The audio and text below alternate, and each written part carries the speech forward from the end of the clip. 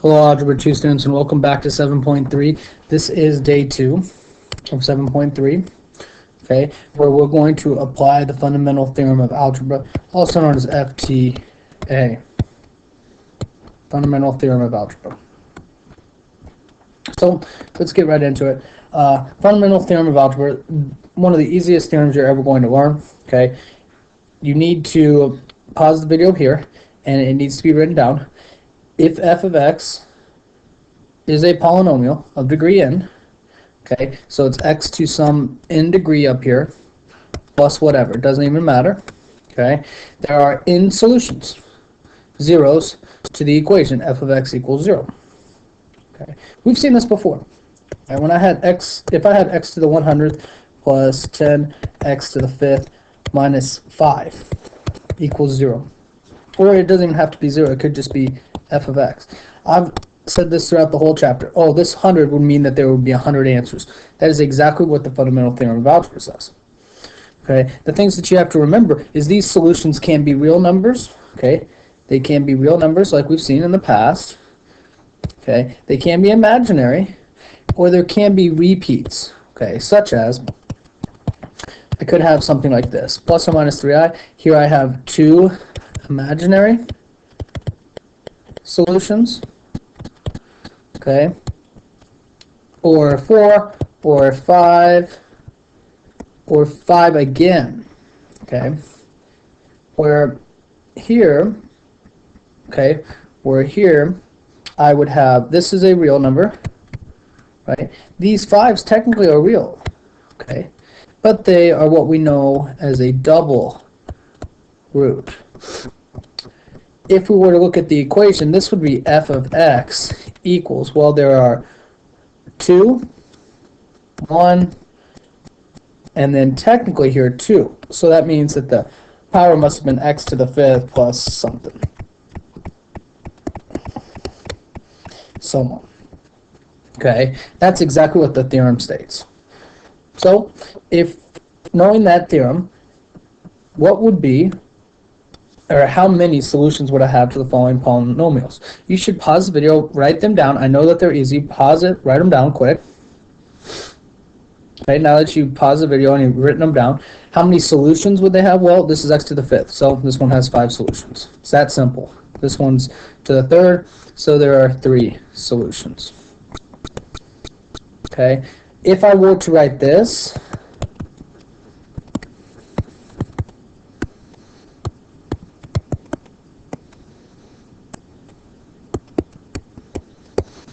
for f, how many solutions would this one have? Well, 3 I see comes first, but it's not the biggest. X to the 6th is biggest, so this one would be 6 solutions. And remember, this one right here just isn't written in standard form.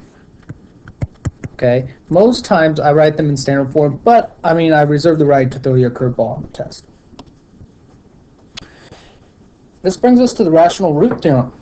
Okay, also known as RRT. Rational root theorem. Okay, if we have a polynomial, okay, we have some polynomial, then it has possible real roots. These are real, not imaginary ones. And it says of the form plus or minus p over q. This is important. Right now it has no context with it, but you do need to have it written down that it has the form p divided by q. Okay, p divided by q. Well, p in this situation, p is the factor or a factor of the constant term. Okay, the constant term, and q is the leading coefficient. Okay. Now it says note all possible factors of the leading coefficient and constant must be accounted for, and all possible combinations must be tried. This is a great time. Make sure you're pausing the video, getting this stuff copied down. This theorem is so important. So important.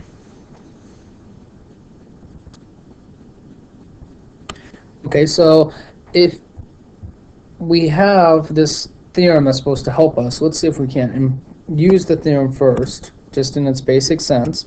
So it says state the possible real roots of the following polynomials. Please make sure you get in the video, or you're pausing the video to get this question down. g of x equals 4x cubed plus 17x squared minus 32x minus 10. It just says to state the possible real roots, which means I don't actually have to solve, okay? So I'll say no need to actually solve. Okay. So when I'm doing this here, well, if I double check the theorem, what the theorem says, it says it's P over Q, okay, P over Q, where P is the constant and Q is the leading coefficient. All right, well, when we look at this problem here, I'm seeing the leading is this 4. Okay, well, that's got to be Q then. And the constant is this 10, so that's P. Now, what I have to do is I actually have to break this down. 10, right, factors of 10 would be 1, 10, 2, and 5. Factors of 4 would be 1 and 4, 2, and 2. Now what I have to do is I have to go through and I actually have to piece all of them together. So I can start with this one and this one. Remembering, of course, it's P over Q. So this is plus or minus 1 over 1. Then what I like to do is I like to just keep going. I like to use the 1 here and go into each of the others. So then I would have plus or minus 1 over 4, plus or minus 1 over 2, plus or minus 1 over 2. That would do it just for the 1. The 1 over here is done in the P. Then I just keep moving on. Go to the 2 next. So I'd have 2 over 1, plus or minus 2 over 4, plus or minus 2 over 2, plus or minus 2 over 2. Okay, and then that would do it for that 2. And then I just keep moving through. Like next I'm going to go with the 10. So I have plus or minus 10 over 1, plus or minus 10 over 4, plus or minus 10 over 2, plus or minus 10 over 2. And finally we got the 5 there. I'm kind of running out of colors here. Maybe I'll go with the green. So I have that 5, so that's plus or minus 5. It's a little messy there.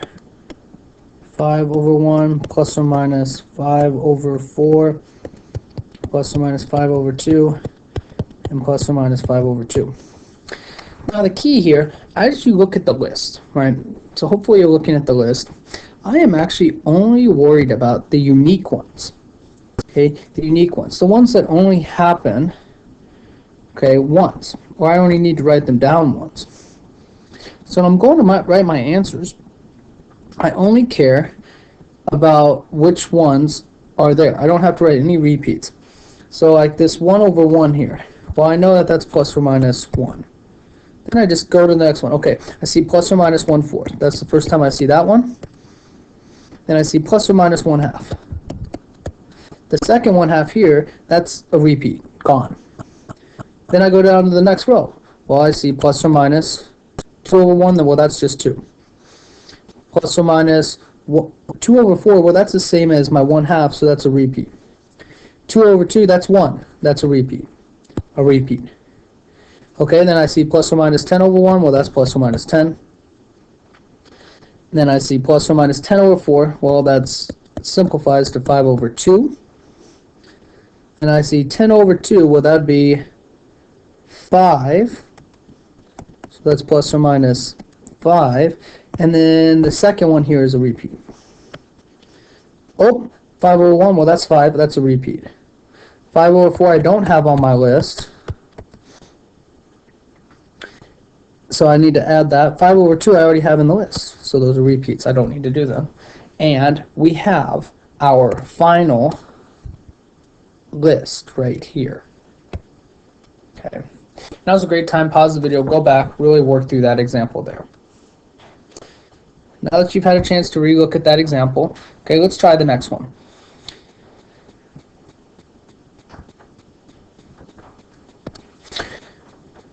All right, I would like you to try this one out on your own, but if you don't feel confident, of course, you don't need to pause the video. You can keep listening. All right, but this is the last one I'm going to do with the straight list, and that's it. When I look at this, what color did I use here? Okay, I did use this right here is my Q, and my P is this 11. Well, factors of 11, that's 1 and 11. Factors of Q, which is 2, oh, that's 1 and 2. That's not a whole giant list of factors. If I start with the 1, that's plus or minus 1 over 1, plus or minus 1 over 2. Moving to the 11, that'd be plus or minus 11 over 1, plus or minus 11 over 2. Doesn't seem that hard. If I put them in order this time, that's plus or minus 1, plus or minus 1 half, plus or minus 11 halves, and plus or minus 11. And there I have no repeats, and I have the list in order. It is typical practice to try to put the list in order. And now I have the possible solutions. Okay, that means, remember, that means if I draw a little axis here, right, that's my x and my y, say. That means if I have this function, okay, if I have this function of some type, it could look, I don't know, something like this, say. Okay, it looks like this to some degree. That means where it's crossing right here, here, and here can only come from this list. Okay, can only come from that list right there. That is what it states. There are still only three total solutions to this equation. But the big difference here is, oh, these are the only possible real ones. Okay, those are the only possible real solutions. So a big thing that we see, or that we've seen before, maybe I'll back up for a second. Before, in day 1, I gave you some function, such as the one I'm writing up right now, this thing. Okay, and this thing here, normally I said this, and then I said find all solutions or zeros given, and I either gave you a factor or I gave you a solution / a root, right?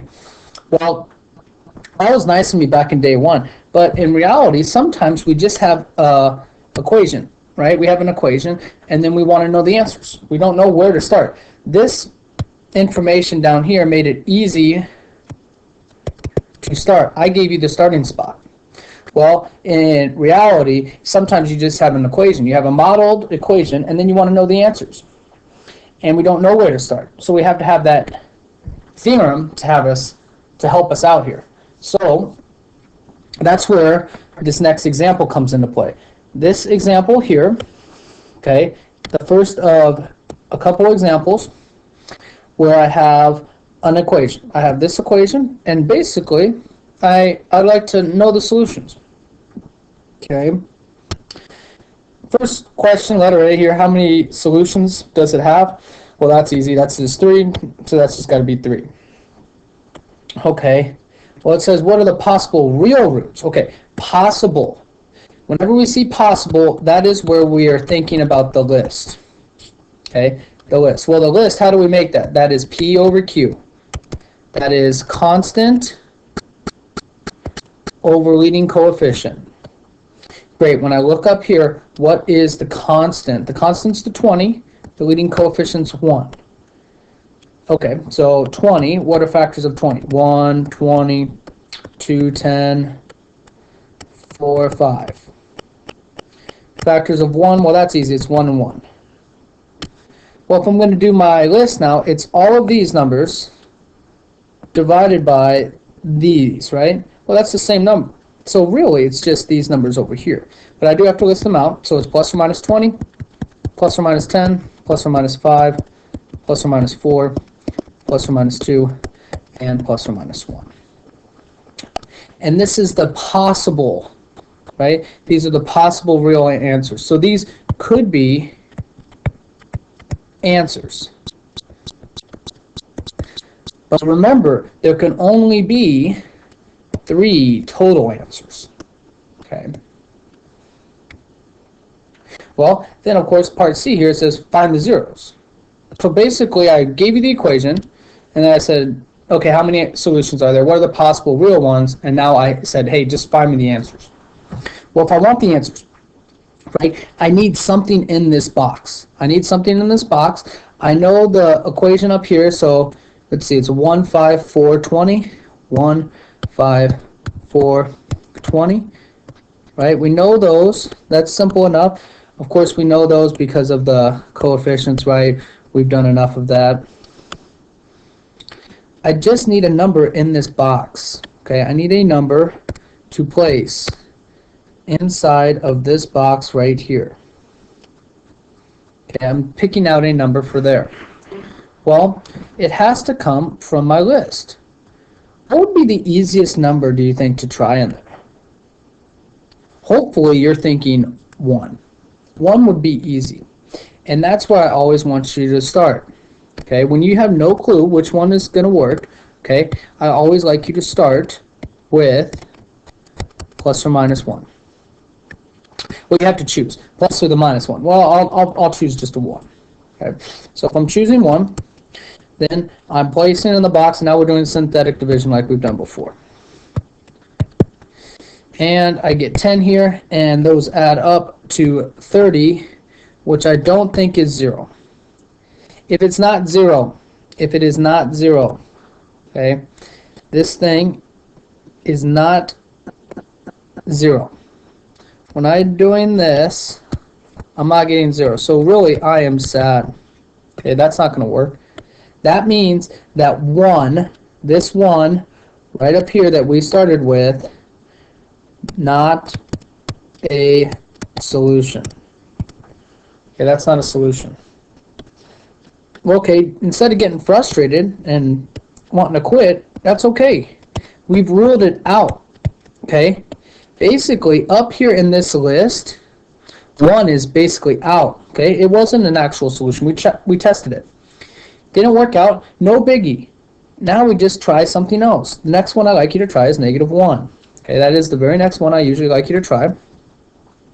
We're doing the same type of math here, right? We're dropping this 1 down. -1. That's 4. -4. 0.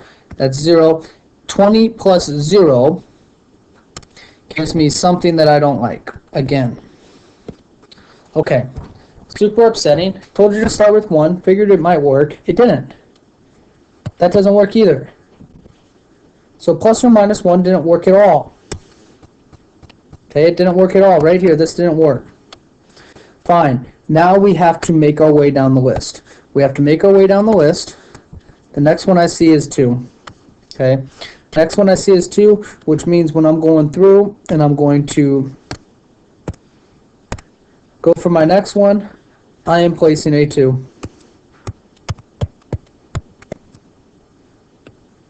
And same exact thing. This is a 1, 2, 7, 14, 18, 36, and I'm sad again. Okay, well, we tried 2. Now let's try -2.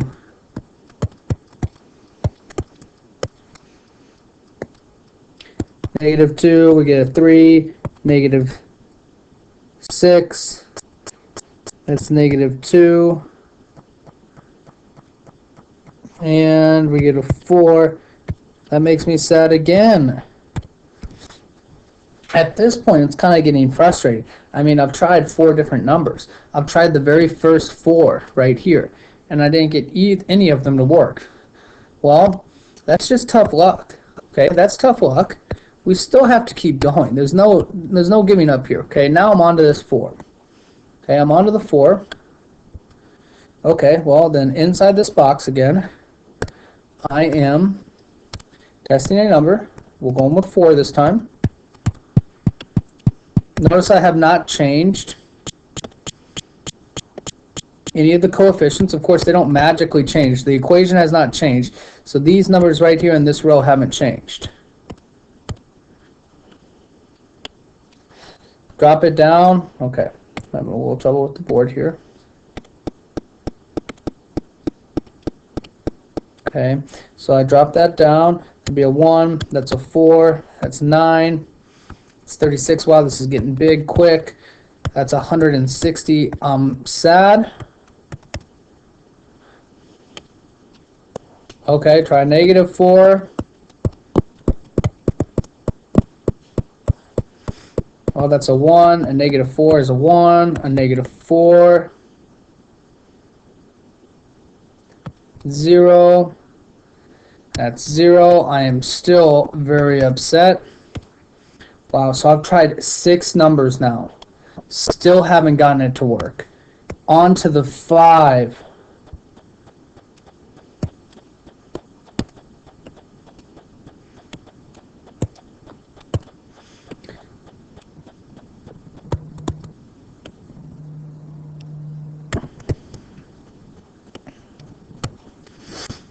Okay, well, now we try the 5. 1, 5, 10, 50. This is way too big. Way too big. There's no way this is going to work. No way. So -5's up now. At this point, you start to get discouraged. You do. You start to get very discouraged. Alright? It's like it's never going to work. That's what you're probably thinking. It's no way it's ever going to work. And then something great happens. It works. That cancels. Now, this is a huge moment. Because this was 0, I am happy. And this is an answer. This -5 is an answer. I like to circle it so I know where it's at. It's an answer. It worked out. The first one here was x cubed. That means this one's x squared, this is x, and then that is just a regular old number. We need to solve this. That's x squared plus 4.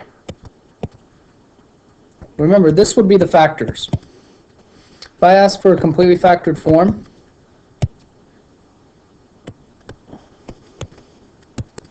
this would be the completely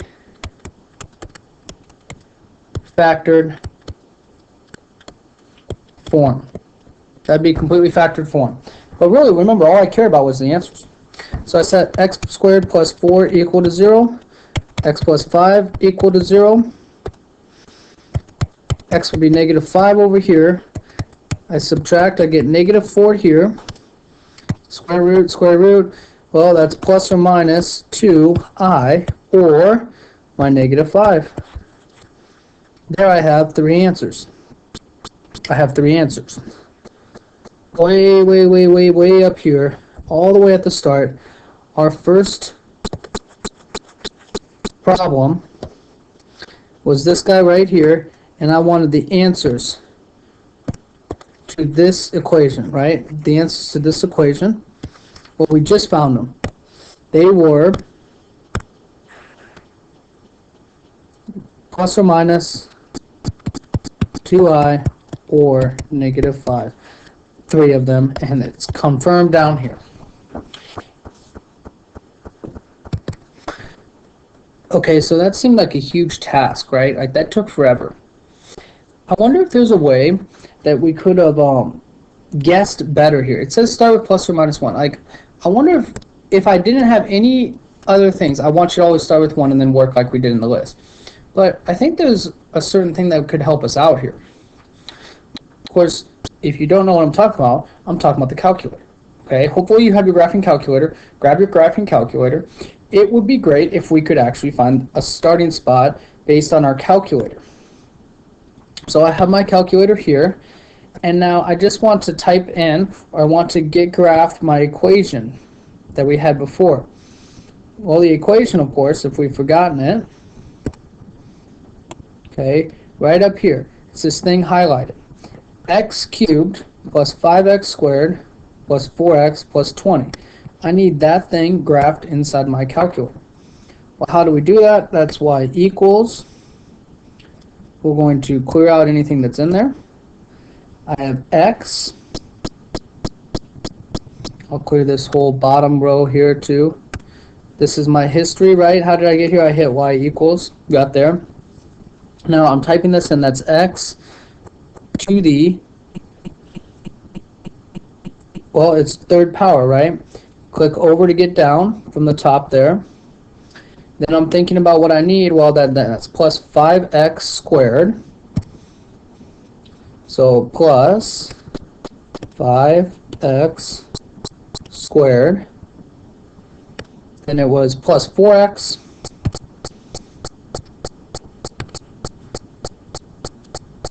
plus 20. And what did I tell you to hit before? First time you ever graph something, it's what? Zoom 6.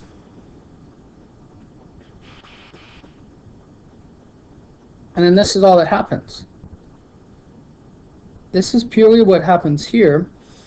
Now when I'm looking at it, normally we would think that this is a huge problem, but look down here.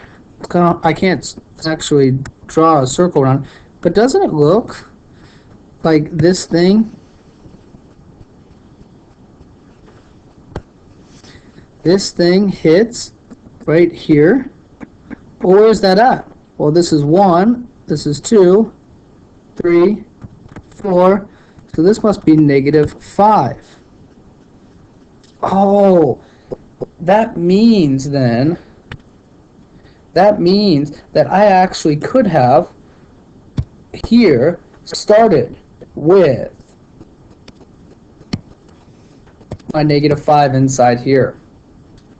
That would have helped me a lot. It would have saved me all that time. Okay, and that is what I expect you to do from now on. Okay, I want you to graph it. Okay, look at where it looks like it hits, and then test that one first. Okay, test that one first. So let's see if we can't do one more. Okay, this will be the last one for this video. Pause the video, write down the problem. Okay, now that you have it written down, it says state all possible real solutions, right? And that's the list. That is the list. Well, if I'm thinking about the list, right, we've done this a couple times now. That's 14. This is just a 1, which makes the list really easy. It's just the factors of 14. And I like to put them in order. These are the possible solutions. And the next part is it says find all real zeros. Well, of course, then I need the actual ones here, right? I need something to place in the box. This is where some of you get confused on what to do. Okay, if I give you some steps to follow, step 1, okay, state the possibles up here, like we did, fine. When we actually want to find the zeros, though, okay, step 1 for that is to graph. Graph the polynomial. And then we want to look at where it hits the x-axis. Okay, so let's start with those first 2 steps. So we were just in our graphing calculator, right? We were just in our graphing calculator. Let's get it back out, and we are going to graph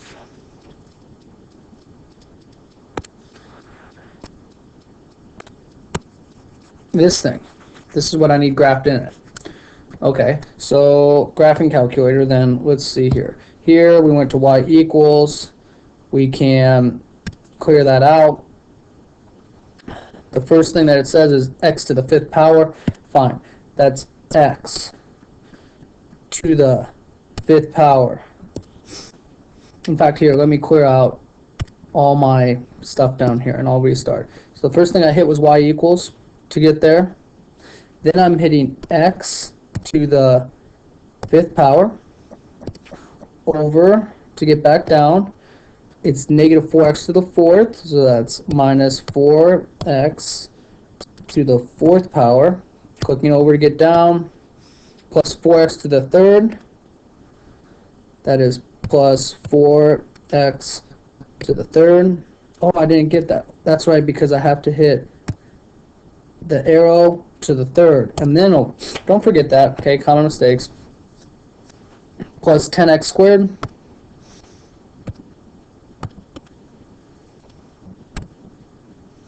And finally, the last one was, or the last two is negative 13x minus 14. So I have a negative 13x minus 14.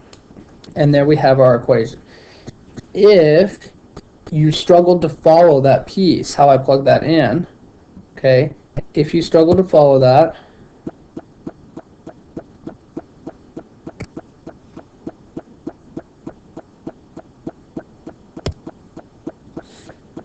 you can always check it down here. These are the keys. Okay, those are the keys in the sequence that I did. Okay, so if you're looking at how to do that, it goes in this order right here, just as my pencil's going. It's like that. That's how I did it. Okay. Now, after that, we always hit zoom, and we're going to hit 6. Okay, and then we're staring at this screen right here. Right, we're staring at this thing. As we're looking at it, I'm looking at these spots. Okay, this one looks like it's at 2, and this one looks like it's at negative 1. Those are the two things that now, that negative 1 and that 2, those are the values that I'm going to want to try inside my box first. So I'll try the 2. Oh, need my pen back. I'm going to try my 2 in there. Okay, well, copy down my values. So let's see here. The steps, by the way, graph the polynomial. Did that. Looked at where it hits the x-axis. Okay, then I pick box values, which for our example, negative 1 and 2. Okay. All right, so I'm trying to. Gotta copy down. This part is step 4, and we do use synthetic division to solve. Okay, well, that looks like it's a 1, negative 4. What's next there? 4. 4, 10, negative 13, and negative 14. Now I'm using synthetic division like we've done before. Drop this down, that's a 1, 2, negative 2, negative 4, 0, 0, that's 10, 20, 7, 14, and look at that. These cancel out. Of course, we anticipate it because it looked like this 2 was an answer. That is an answer. Okay, we just confirmed it. There's no way to confirm it without doing what we just did there. Okay, we have to do what we just did here. The next part is here, when I'm looking at it, this was x to the 5th. This is still x to the 4th. Okay, I'm not really great at trying to factor the x to the 4th. So really what we're going to have to do is we're going to have to do the box again. Well, what should we put in the box? Well, we already used 2. Right, this 2. Oh, we already used this 2 right here. Well, now we should try the negative 1. And this is key. This is so important. You are using this row right here as your new coefficient row. Okay, and now we're just going down through again. This is 1, negative 1, negative 3, 3, 3, negative 3, that's 7, and then negative 7, and look at that. Those cancel out. Well, this was x to the 4th, remember? Well, that means that this is x to the 3rd. Great. Well, that's not easy to factor still, right? That's still not easy to factor. So I need to do this again. Here's the problem, though.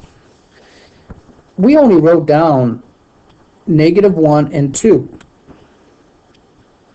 Oh, but if we look at the graph, I see, right, I see that it has this like bounce here. It like comes up and goes down like that, right? Okay, it comes up and it hits it and it goes right back down. That is known. When it does that, That's known as a double root, which means that that -1 happens twice, which means for us,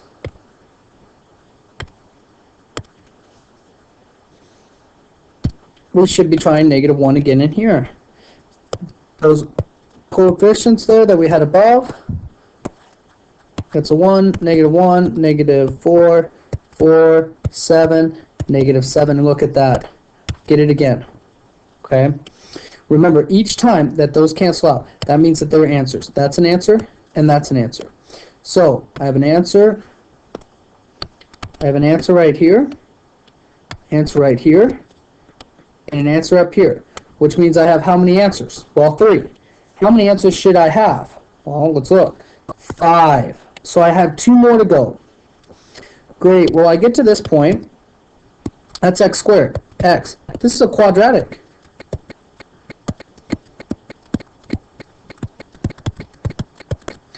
Can I factor this? Well, I don't think I know factors of +7, right, that make 4. Well, that means I need the quadratic formula.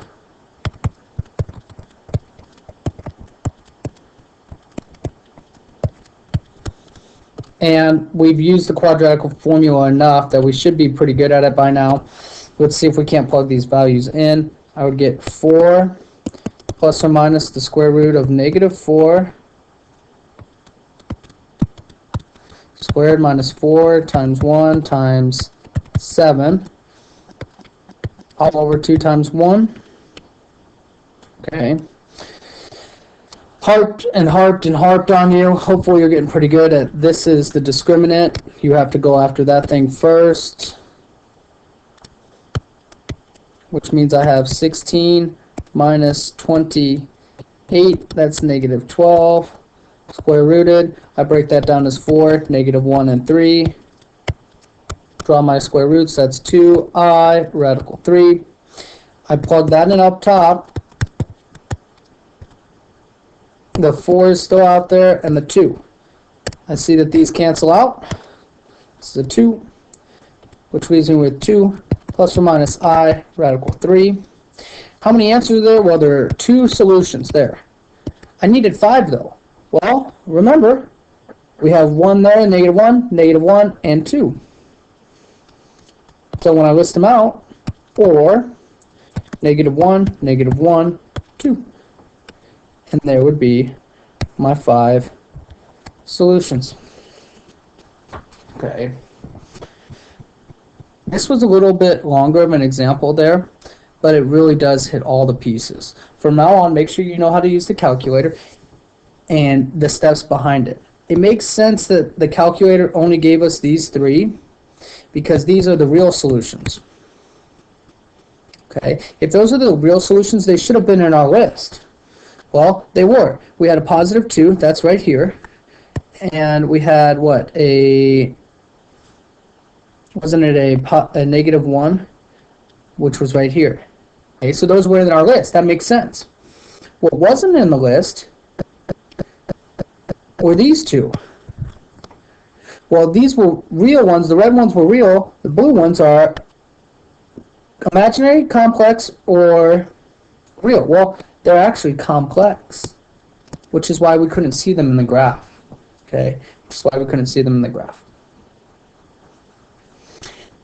This completes 7.3, day 2, which we started with the fundamental theorem of algebra, and we hit the rational root theorem. Okay, and all of this is helping us solve polynomials.